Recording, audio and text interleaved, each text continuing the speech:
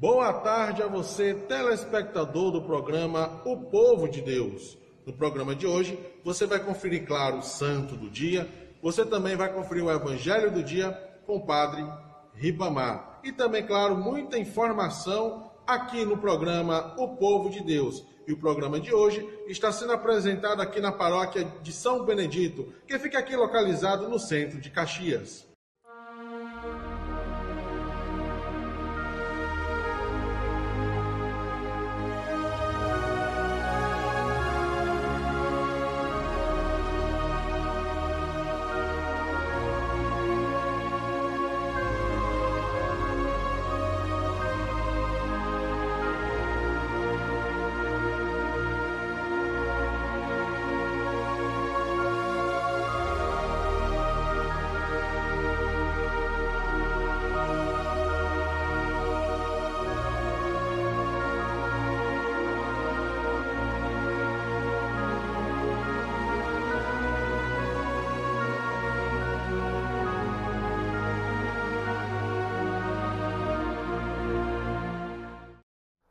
Hoje, dia 5 de novembro, dia de Santos Zacarias e Isabel. Na alvorada da era cristã, encontram-se personagens históricas que, vivendo intensamente os anseios messiânicos, se transformaram em elo de união entre o Antigo e o Novo Testamento. Entre estes emergem os pais de Nossa Senhora, Joaquim e Ana, os velhos Simeão e Ana, que receberam nos braços o menino Jesus na apresentação ao templo, e o glorioso casal Zacarias e Isabel, pais de João Batista, dos quais o martirológio romano faz hoje memória. Zacarias e Isabel aparecem logo no início do Evangelho de São Lucas, que assim relata: Nos dias de Herodes, rei da Judéia, havia um sacerdote chamado Zacarias, da classe de Abias. Sua mulher, descendente de Arão, chamava-se Isabel. Ambos eram justos diante de Deus e caminhavam irrepreensíveis em todos os mandamentos e ordens do Senhor, mas não tinham filhos, pois Isabel era estéril, e ambos eram de idade avançada. Os dois cônjuges, anciãos, eram descendentes da tribo sacerdotal de Levi e contraíram matrimônio dentro da mesma tribo. Viviam na pequena aldeia de Aicarim, situada a poucos quilômetros de Jerusalém. O fato de não terem filhos era humilhação, quase castigo de Deus. Esta condição devia ter levado Zacarias e Isabel a intensificar orações junto a Deus. Enquanto toda a esperança humana de terem filhos tinha desaparecido, o anjo Gabriel aparece a Zacarias no exercício de suas funções sacerdotais no templo e lhe diz: Não tenhas medo, Zacarias, pois foi ouvida a tua oração. Isabel, tua mulher, vai te dar um filho, a quem darás o nome de João. Ficarás alegre e contente, e todos se alegrarão com seu nascimento. Lucas 1, 13 e 14. Isabel ficou grávida e se retirou no silêncio e na oração, aguardando o nascimento de João. Maria, prima de Isabel, ao receber do mesmo anjo o anúncio de sua divina maternidade, ficou ciente da gravidez de Isabel. Partiu então às pressas, foi ter com o santo casal, a fim de congratular-se com a prima e lhe prestar assistência nos delicados preparativos do parto. Aqui vale a pena relatar a maravilhosa página de São Lucas. Maria, ao chegar à casa de Zacarias, saudou Isabel. E aconteceu que, mal Isabel ouviu a saudação de Maria, a criança estremeceu-lhe no seio e, cheia do Espírito Santo, exclamou em voz alta: Bendita és tu entre as mulheres, e bendito o fruto de teu ventre. Donde me vem a honra de vir a mim, a mãe do meu Senhor? Feliz és tu, Maria, porque acreditaste naquilo que te foi dito pelo Senhor. Maria ficou em casa de Zacarias mais ou menos 3 meses, até o nascimento de João Batista, conforme relata São Lucas. Isabel deu à luz um filho, ouvindo os parentes e vizinhos que o Senhor lhe mostrara misericórdia, iam congratular-se com ela. No 8º dia, o menino foi circuncidado conforme o costume, e deram-lhe o nome de João, revelado pelo anjo. Imediatamente Zacarias pôs-se a falar, louvando a Deus e maravilhando todos os assistentes. Elevou um canto de gratidão ao Altíssimo, profetizando a grandeza do menino destinado a ser precursor do Messias, de Cristo Jesus. Depois dessa narração tão comovente, o evangelista silencia acerca do futuro do santo casal Zacarias e Isabel. A tradição da Igreja romana e oriental sempre tributou aos pais de João Batista a veneração a que fazem jus pelo próprio elogio do Evangelho que diz: ambos eram justos diante de Deus e caminhavam irrepreensíveis em todos os mandamentos e ordens do Senhor. Lucas 1:6. São Zacarias e Santa Isabel, intercedei junto a Deus para que nossos filhos sejam abençoados como fostes vós e vosso João Batista, anunciando o Evangelho que nos conduz ao caminho, verdade e à vida. Que sejamos irrepreensíveis diante do Senhor, como fostes vós, São Zacarias e Santa Isabel.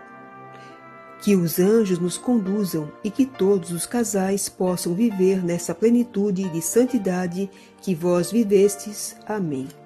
São Zacarias e Santa Isabel, rogai por nós.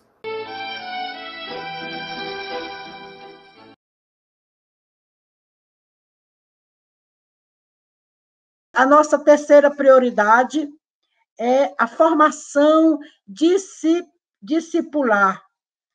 E convidamos, assim, Dom Armando, bispo diocesano de Bacabal e referencial para a pastoral familiar no nosso regional.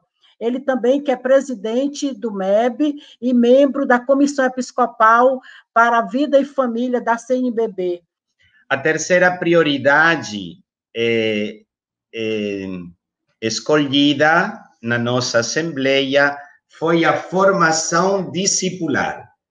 É uma prioridade que faz referência ao pilar da palavra, não? Cada prioridade contempla uma destas atuações, um destes pilares missionária eclesial. E gostaria de iniciar para introduzir esta prioridade, lembrando um texto da palavra de Deus, Mateus 28, que todos conhecemos. Ide, fazei discípulos todos os povos, batizando-os em nome do Pai, do Filho e do Espírito Santo, e ensinando-os a observar tudo que vos mandei. O Senhor nos pede de fazer discípulos, não somente de anunciar a boa nova, mas de fazer discípulos e de ensinar a observar tudo o que ele nos mandou, o seu estilo de vida. Estou sublinhando isto para fazer uma distinção. O que significa formação discipular? Ser discípulo é diferente de ser aluno. O aluno, sabemos muito bem, se preocupa sobretudo do conhecimento intelectual, de aprender conceitos sobre temas, matérias, alguns aspectos da realidade, às vezes ideias muito abstratas.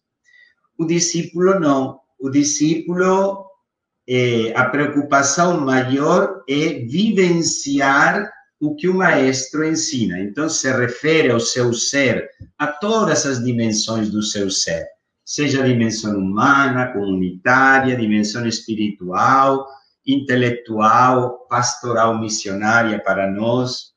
Então, esta é a primeira, digamos assim, característica da formação discipular. Ela é integral do ser humano. De todo o nosso modo de ser, de pensar, de sentir, de agir, de viver, é um novo estilo de vida, vivenciar. O discípulo aprende a viver um novo estilo de vida. Outra característica da formação discipular é que ela é permanente, é um processo constante e dinâmico, logicamente gradual, respeitando o ritmo e a realidade de cada pessoa e com o serviço que ela está chamada a prestar. Então, leigos, religiosos, padres, diáconos, segundo a sua caminhada, segundo o serviço que prestam na igreja, catequistas, coordenadores, coordenadoras de comunidade, pastorais, movimentos, etc., seminaristas, bispo, tem que estar em constante formação discipular. Então, é outra característica. E esta formação discipular, logicamente, é fundamentada, alicerçada, iluminada pela palavra de Deus, sobretudo pelo anúncio querigmático. Cristo ressuscitado, ele caminha conosco, está ao nosso lado, nos acompanha em todo este processo de formar-nos como discípulos e discípulas de Jesus. Todo o caminho, não, da iniciação à vida cristã que implantamos nas paróquias, nas dioceses, tem esta função justamente de ir formando de um modo integral, permanente, alicerçado sobre a palavra de Deus, a nossa formação como verdadeiros discípulos missionários. No nosso plano de pastoral tem um objetivo, mas antes de ler o objetivo, eu queria ver qual é a inspiração do objetivo. A inspiração do objetivo deste caminho de formação discipular está no documento de Aparecida, no 278. Lá nos fala que o processo formativo de todo discípulo missionário de Jesus tem 5 momentos. O primeiro momento é o encontro pessoal com Jesus Cristo. Então, o cristão não é discípulo de uma ideia ou adere à sua fé por um conjunto de normas, de ideias, de valores éticos, etc. Ele adere por uma pessoa. Quer seguir Jesus, se apaixona por ele. Quer que o mestre o conduza, o acompanha. Então, é fundamental este encontro pessoal com Jesus. O segundo momento é a conversão. Se eu quero seguir os passos de Jesus, viver a vida com ele e como ele, vou ter que mudar direção, mudar modo de pensar, de agir, para viver e agir e pensar como ele. Em um certo sentido, eu tenho que morrer a mim mesmo, as minhas falhas e pecados, para poder viver a vida em Cristo. O terceiro momento deste processo formativo permanente é o discipulado, aqui que se refere mais diretamente. O discipulado é justamente ir amadurecendo o conhecimento da pessoa de Jesus, com o qual eu me encontro, e aprofundar o seu exemplo e a sua doutrina, configurando a minha vida, a sua, cada vez mais, não? Então, a iniciação à vida cristã, a catequese, a prática dos sacramentos, tudo isso favorece a dimensão do ser discípulo. O quarto momento é a comunhão. Sem vida comunitária, sem vida de comunidade, não existe a vida cristã. Então, o discípulo é sempre acolhido e acompanhado por uma comunidade. Pode ser uma comunidade pequena, como a igreja, a família, a igreja doméstica. Pode ser uma comunidade de base, eclesial missionária, paróquias, pastorais, mas ele vive na comunhão. E o quinto momento é a missão, não? Forma parte essencial da identidade da vida do discípulo, a necessidade de partilhar a alegria de ter conhecido Jesus e de levar a boa nova em todos os âmbitos da nossa vida, sem distinção. Então, estes 5 momentos que no documento da Aparecida coloca como o itinerário permanente, não? Porque não é uma coisa sequencial e que termina. Eu estou na missão, mas aí conheço melhor Jesus, fazendo no encontro missionário e me estimula a conversão, a viver mais em comunidade, etc. Então, é um itinerário permanente. É o que nós temos como objetivo. No objetivo da formação discipular, no nosso livrinho está escrito, no nosso projeto, plano de pastoral. Colaborar para que o encontro com Jesus, o missionário samaritano, seja a base para a conversão pessoal e pastoral, que se concretiza no fortalecimento da consciência da pertença à comunidade eclesial missionária e do testemunho de fé na família e nos vários setores da sociedade, não? Sendo um missionário que testemunha com a sua vida. Então, este objetivo, e na Assembleia também propomos 3 atividades para atualizar o Pilar Palavra nas nossas comunidades e para fazer acontecer a formação discipular. São 3 atividades. A primeira é um processo formativo, então uma formação sobretudo para as lideranças novas das comunidades, das pastorais, dos movimentos, que têm às vezes uma formação de base, mas precisam uma formação mais específica para o serviço que são chamados a realizar na comunidade e, às vezes, na sociedade. Sempre com essa ótica de ir ao encontro dos irmãos na área urbana, nas periferias, nos lugares mais distantes. Então, a primeira atividade para realizar a formação discipular, que o nosso regional se compromete, é a formação das lideranças, sobretudo das novas. O segundo atividade proposta é um grande encontro a nível regional, para partilhar todas estas atividades que temos de formação e se enriquecer-nos reciprocamente nas várias dioceses. Este encontro a nível de todo o nosso regional seguramente vai acontecer no 2022. Não? 2021, encontro com a juventude, a formação discipular 2022.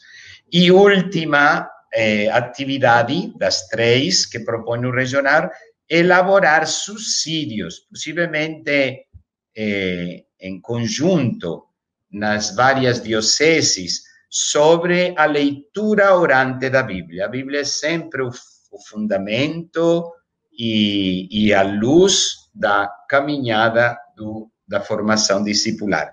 Então, que a leitura orante nos acompanhe. Se fala até de dividir-nos em sub-regiões, não, para poder participar melhor, etc. Mas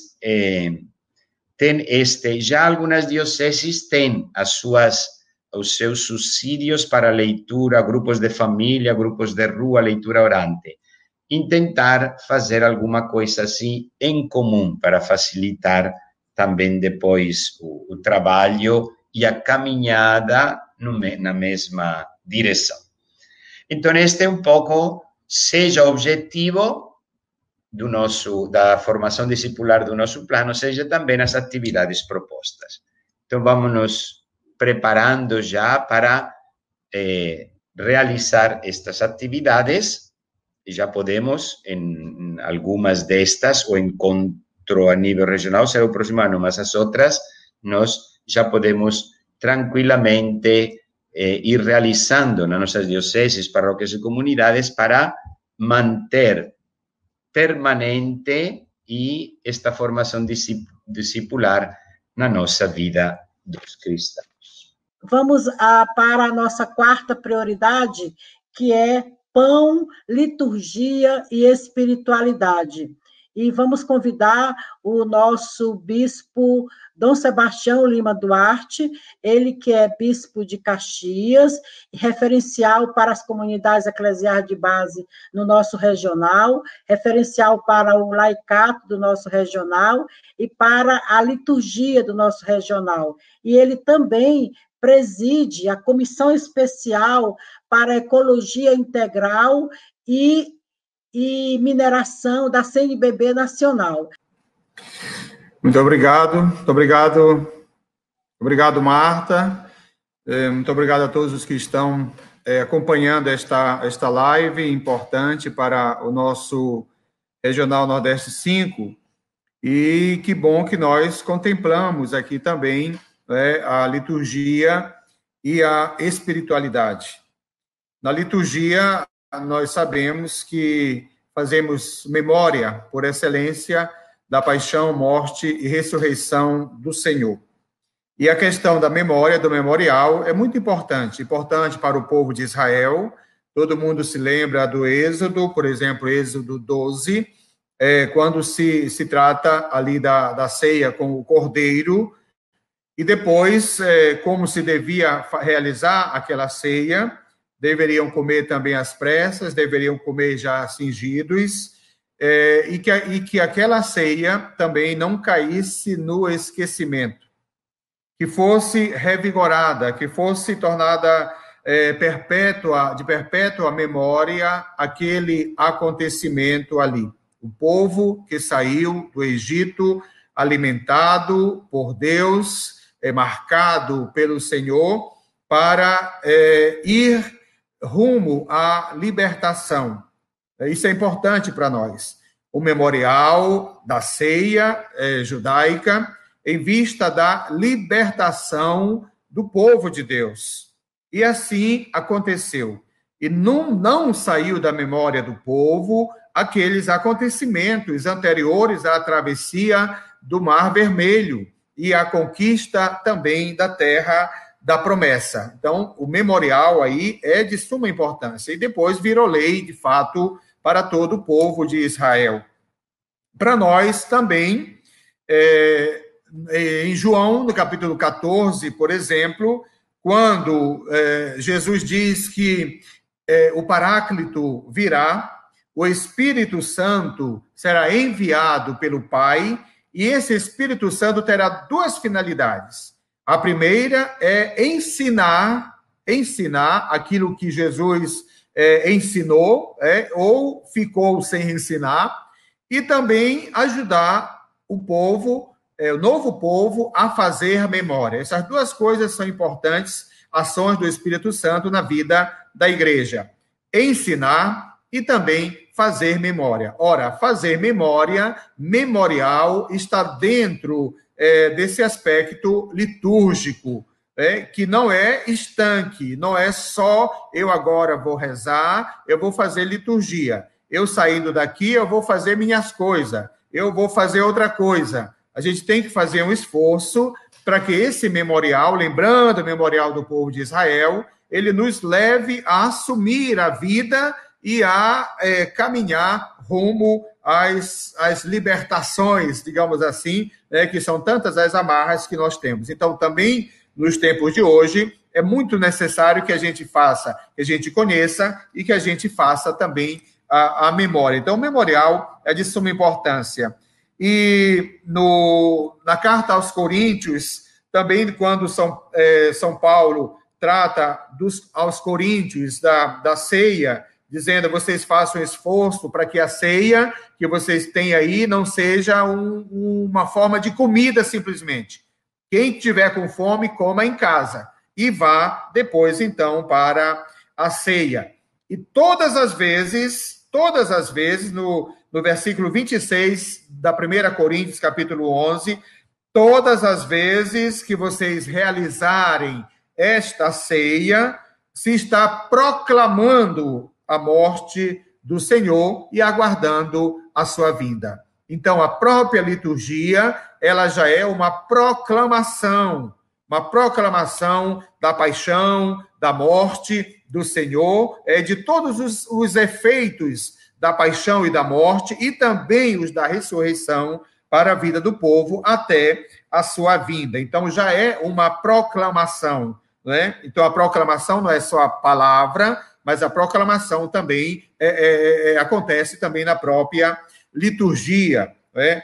Com os seus ritos, com o que tem dentro da liturgia. E nós, da liturgia regional, o ano passado, conseguimos realizar algumas coisas importantes, realizamos o encontro regional aqui em Caxias, com os coordenadores diocesanos de pastoral, participamos também do seminário Catequese e Liturgia, e realizamos uma atividade da Pastoral Litúrgica do Regional, pela coordenação de liturgia do Regional, a Francisca lá de Imperatriz e toda a equipe de coordenação, o encontro litúrgico musical. E depois aconteceu ainda uma reunião. Depois veio a pandemia e aí a gente não conseguiu fazer mais nada, né? Então, o plano que hoje está sendo lançado, na realidade, nós já estamos vivendo há quase 1 ano e meio este plano, mas agora está sendo lançado oficialmente para todo o regional. E quanto à prioridade 4, a justificativa é a seguinte: a igreja evangeliza e se evangeliza com a beleza da liturgia, que é também celebração da atividade evangelizadora e fonte de um renovado impulso para se dar. Certo? Depois tem uma conceituação de liturgia, dizendo de onde vem a palavra liturgia, o que é mesmo liturgia, esse relacionamento, esse diálogo permanente entre Deus e seu povo, e Jesus Cristo é essa mediação que trouxe de Deus a salvação para nós e levou para junto de Deus aquilo que nós somos enquanto povo, né? A nossa humanidade. Depois, aí, a liturgia como cume e como fonte da vida da igreja, presente na Sacrosanto Concílio, isso aí, tranquilamente, todos vocês certamente têm conhecimento e sabem que a liturgia é o cume e a liturgia também é a fonte de toda a ação da igreja. E essa ação simbólica, ela se encontra justamente aí, mas não só simbólica, lembram que também é a proclamação também da vida do Cristo, né? E quanto, então, tem mais um tópico aqui, que é a liturgia, enquanto que precisamos unir o corpo com a palavra, e, portanto, os gestos, aquilo que significa a liturgia. Para que seja plena e eficaz a liturgia, é preciso que os fiéis se aproximem dela com as melhores disposições interiores.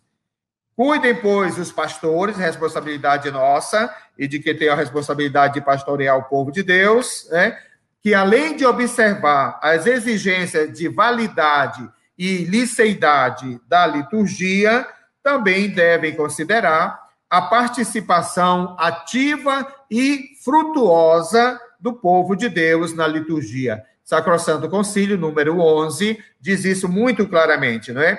A participação dos fiéis na liturgia é de suma importância. Participação ativa, participação frutuosa. Aí o texto do regional traz ainda as outras formas de participação. Participação consciente e a participação plena da liturgia. Então, nós precisamos participar da liturgia com todas essas coisas aí. Participar ativamente, conscientemente, frutuosamente, plenamente da ação litúrgica que a gente realiza. Isso porque nós temos direito de participar de uma liturgia dessa forma e temos também dever, direito pelo nosso batismo, direito pelas orientações da igreja e deveres também de participar de forma consciente, ativa, frutuosa, plena da liturgia. Então, nós precisamos também nos capacitar, precisamos correr atrás. Também as dioceses forneceu o regional, mas nós também precisamos, ainda mais agora nesse tempo, né, de tanta coisa, a gente só tem que saber a origem dos textos de onde nós estamos buscando as informações, né? Porque nós somos raça eleita, sacerdócio régio, nação santa e povo adquirido, uma referência a 1 Pedro 2:9. A Sacrosanto Concílio também diz que nós precisamos cuidar da liturgia, no número 119. Nós precisamos cuidar da liturgia e cuidar na liturgia da música e da tradição musical. É um esforço que a gente vai ter que fazer para aproveitar a tradição musical própria das regiões, né? Então, a gente muitas vezes canta os cantos que vêm lá de outras regiões e alguns cantos nossos a gente vai deixando de lado. Às vezes a gente cai no modismo, porque é bonito, porque canta na TV, porque no santuário, não sei onde mais se canta assim, e todo mundo tem que fazer do mesmo jeito. Não. A Sacrosanto Concílio, e agora mais, ainda mais o Sínodo para a Amazônia, está dizendo que a gente precisa considerar a nossa capacidade também de cantar, de expressar através do canto e da música, através das letras, a nossa fé. E a gente tem que valorizar essa dimensão, é importante, né? Aqui só um parêntese. No Sínodo para a Amazônia, nós tivemos a alegria de uma noite escutar os cânticos que nos foram trazidos pelo Paraguai. Acho que foi pelo Paraguai ou Uruguai. Desculpa aí, a memória falhou aqui. Mas o bonito é que eles trouxeram para nós os cantos que eles cantam hoje ainda e que fazem parte do repertório da primeira evangelização que tiveram, né? Isso não significa que a gente tem que cantar só os cantos antigos da primeira evangelização, mas isso significa o quê? Que existe um progresso também nessa linha do canto e da música, na liturgia naquele país. E nós também precisamos. E olha, aqui no Maranhão, nós temos cantos aqui, por exemplo, do Padre Jossi e outros, e até leigos também, e leigas do Maranhão, que cantam a liturgia, que cantam a vida nossa, que cantam o Evangelho, e a gente não usa esses textos. Prefere pegar outros textos que estão em moda por aí. Então, olha, o regional está dizendo que a gente precisa aproveitar a tradição musical de nossa região. É preciso lhe dar a devida importância e um lugar de destaque no culto que nós realizamos. Inclusive, também ajudando os nossos missionários, os nossos leigos e leigas a adquirirem um conhecimento musical cada vez mais aprimorado. Assumir a tradição musical do povo, tanto nas escolas como nas celebrações religiosas. Então, nós precisamos fazer aí esse esforço. Por último, o Regional Nordeste 5 da CNBB, seu plano pastoral, escolheu como prioridade a liturgia. E nós temos, então, através dela, um compromisso de fazer acontecer o reino de Deus através da liturgia. As comunidades eclesiais, de base e outras comunidades, despertando em nós o empenho pelo reino de Deus, que passa por um mundo mais justo, mais solidário e mais fraterno. Então, não pode ser uma liturgia alienada, isto é, fora das lutas e tudo mais, né? Tem que rezar a partir da nossa vida e da nossa fé e da nossa vida, né? O objetivo, contribuir para que a liturgia seja encontro com Jesus Cristo, isso aqui é um princípio norteador e primário, de fato. Esse é o ministério da encarnação e da Páscoa. Ilumina a nossa vida, nos impulsiona aí ao encontro das pessoas e, ao mesmo tempo, fortalece a comunidade eclesial a fim de que ela seja sempre mais missionária, encarnada e solidária. As atividades que nós temos são 3. A primeira, valorizar os festejos das nossas comunidades para viver o ardor missionário, impulsionar as pessoas a participarem e a viverem as suas realidades, a partir e com destaque para as periferias geográficas e existenciais. Então, valorizar os nossos festejos, inclusive festejos aí nas periferias geográficas e existenciais. A segunda atividade, dinamizar a pastoral litúrgica em nível regional. Nós dissemos que já realizamos o encontro.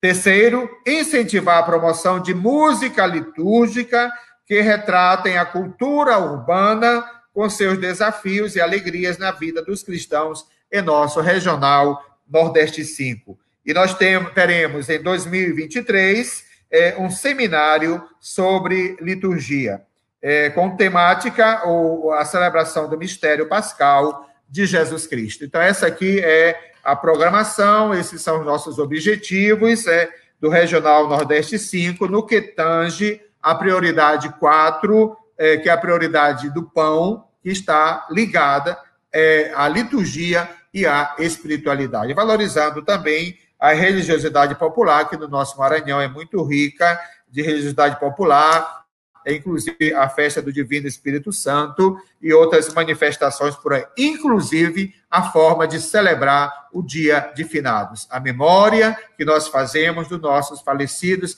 que é rica, é riquíssima no nosso estado do Maranhão, e a gente precisa também olhar e valorizar. Então, que Deus nos abençoe, que a pandemia se vá embora e a gente continue efetivando o nosso plano regional de pastoral e, particularmente, nós, com a responsabilidade da liturgia e da espiritualidade. Marta, era isso. Muito obrigado. Isso sim, muito obrigada, Dom Sebastião. Muito obrigada mesmo por apresentar a nossa quarta prioridade.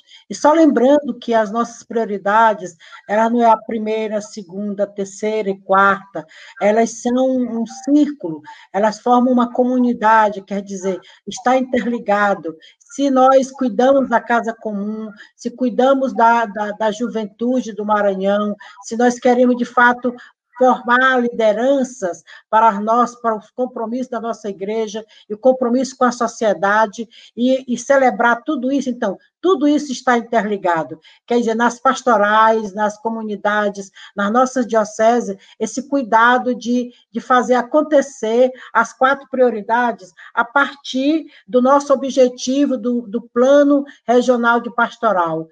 Criar e fortalecer comunidades eclesiais missionárias, enraizadas na palavra de Deus e nas realidades do Maranhão, tendo a missão como eixo fundamental. Isso nós não podemos esquecer. E agora, para ir finalizando esse momento tão rico, que está, de fato, sendo um momento formativo, disseram ali no chat do YouTube, que está sendo muito bom essa formação. De fato, um lançamento formativo do nosso Regional Nordeste 5, da CNBB. E finalizando, nós convidamos, assim, Dom Sebastião Bandeira Coelho, ele que é presidente do nosso regional, e bispo referencial para a questão do diácono, dos padres, da vida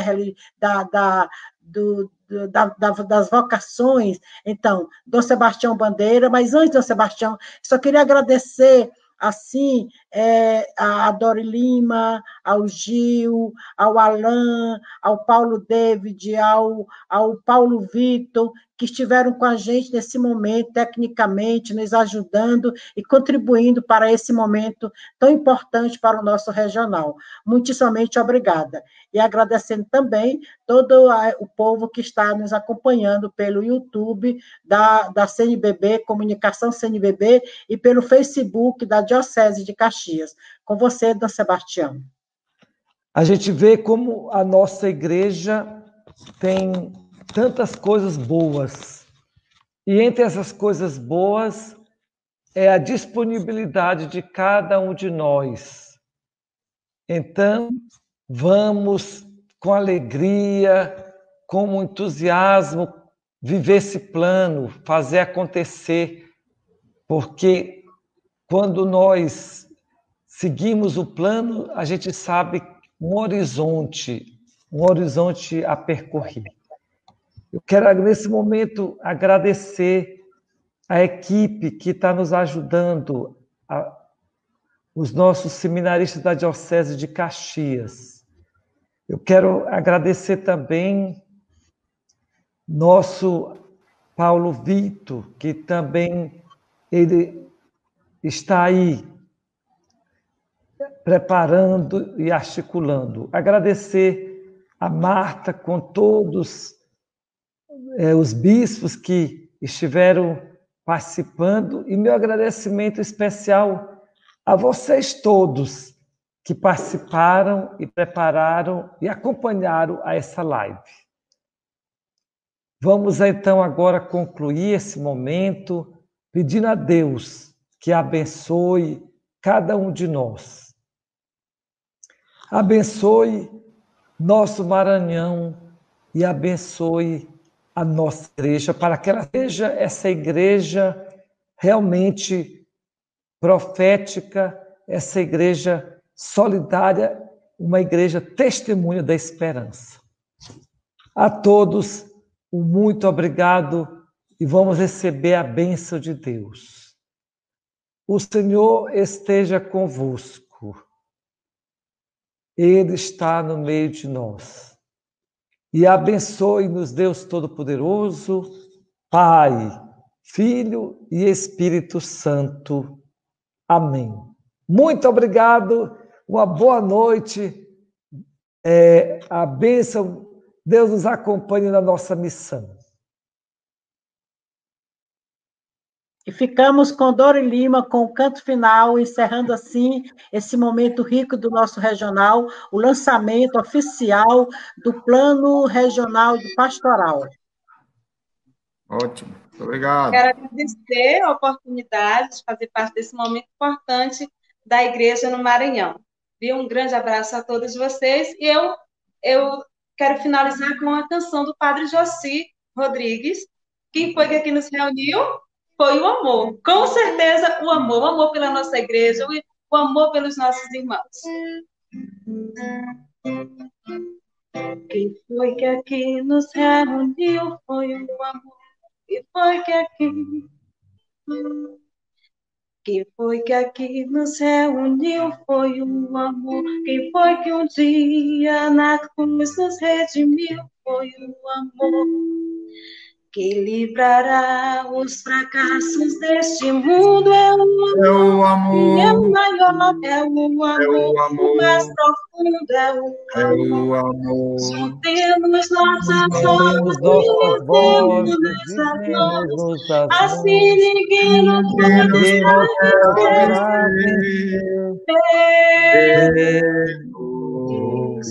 Cristo libertador, Ele por libertaremos este mundo.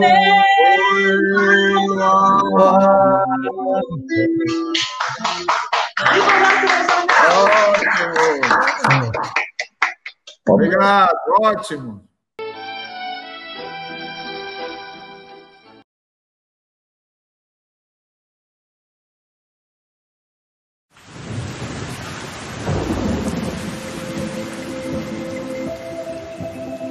Em março deste ano, numa praça São Pedro vazia, o Papa Francisco disse em sua bênção Urbi et Orbi que fomos surpreendidos por uma tempestade inesperada, que deixou descobertas as nossas falsas seguranças. Frente à pandemia do novo coronavírus, nos demos conta de estar no mesmo barco, todos frágeis e desorientados, todos chamados a remar juntos.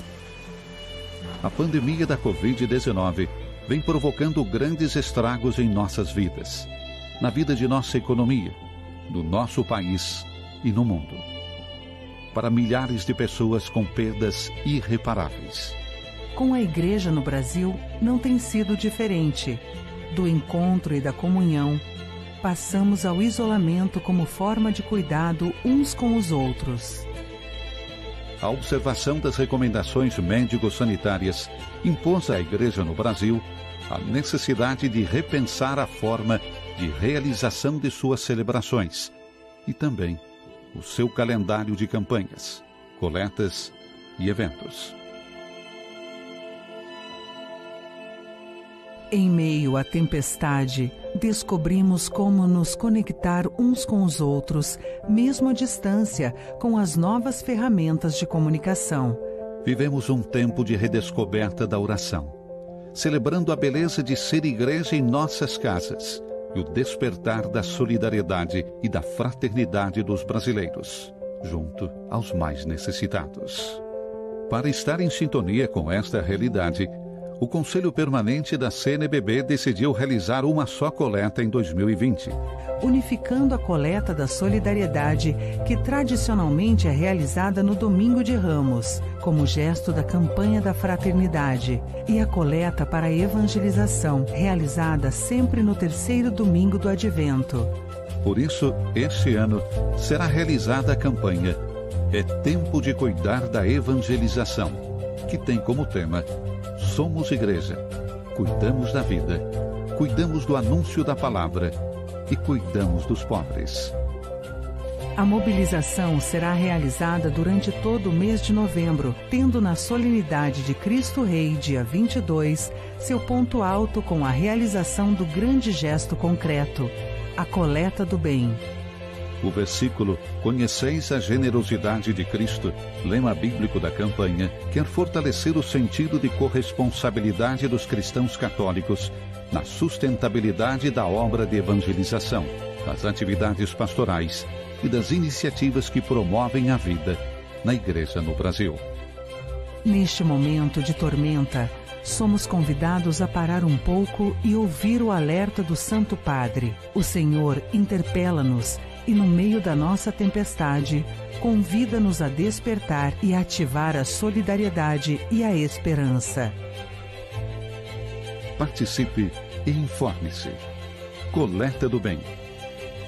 21 e 22 de novembro. Solenidade de Cristo Rei. Abra seu coração. Doe a sua oferta. O Papa Francisco celebrou a missa de sufrágio nesta quinta-feira na Basílica de São Pedro pelos cardeais e bispos falecidos nos últimos 12 meses. A homilia do Santo Padre foi centrada na autorrevelação de Jesus. Eu sou a ressurreição e a vida. Quem crê em mim, mesmo que tenha morrido, viverá.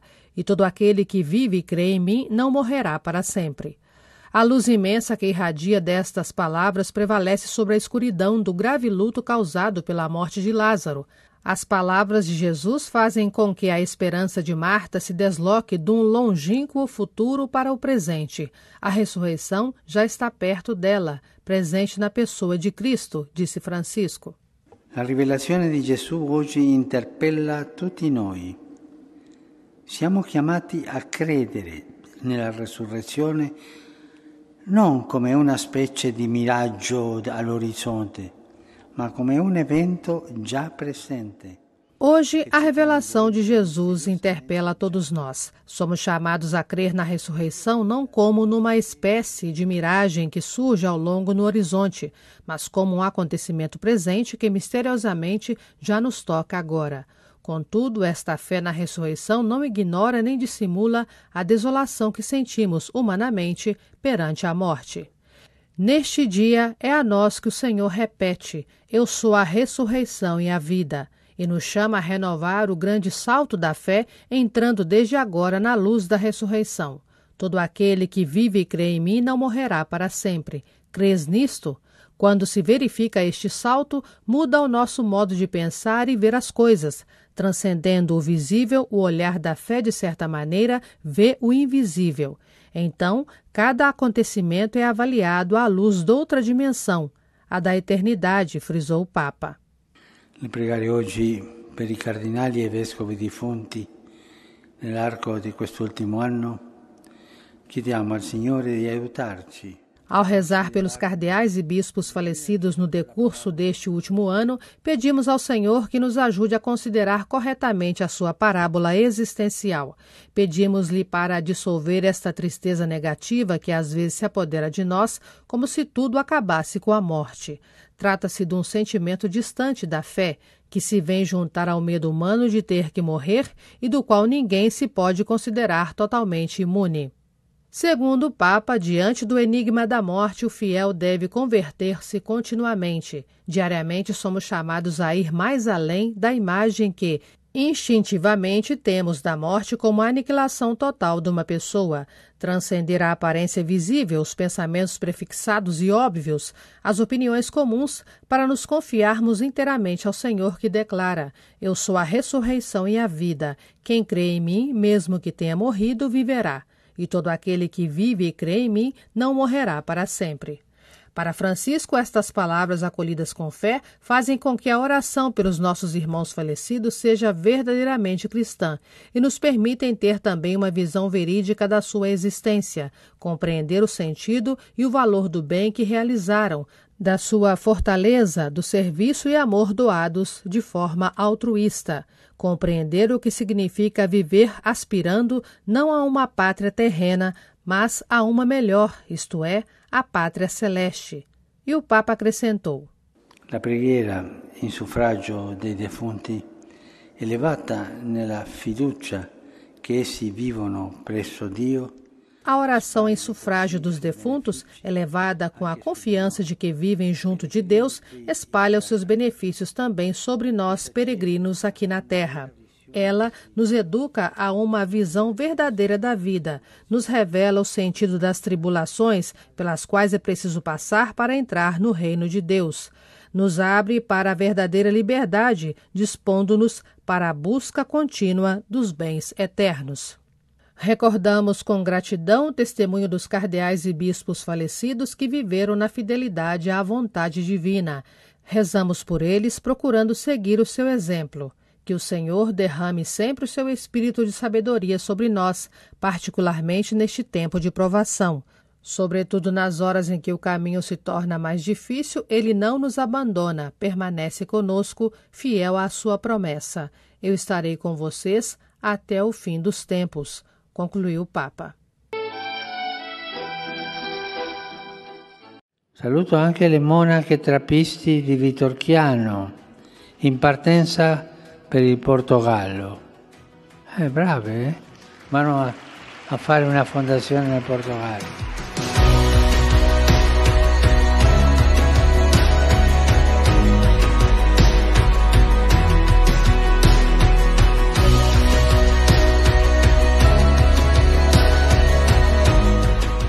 E lì fonderanno un nuovo monastero.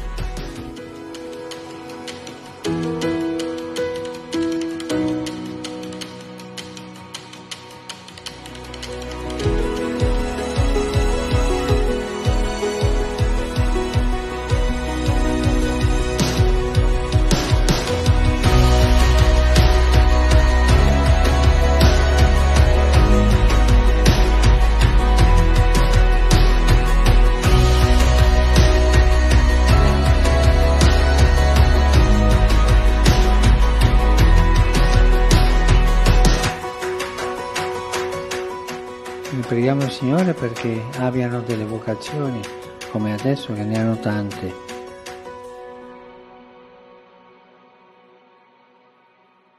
Amanhã a gente retorna com mais um programa O Povo de Deus. Que Deus abençoe você e salve Maria. Até amanhã.